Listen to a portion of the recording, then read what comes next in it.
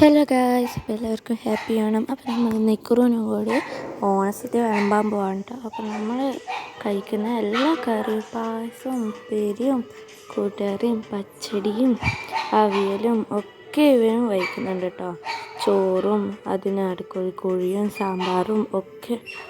പിന്നെ അവൻ്റെ ഏറ്റവും ഫേവറേറ്റ് പായസം കേട്ടോ.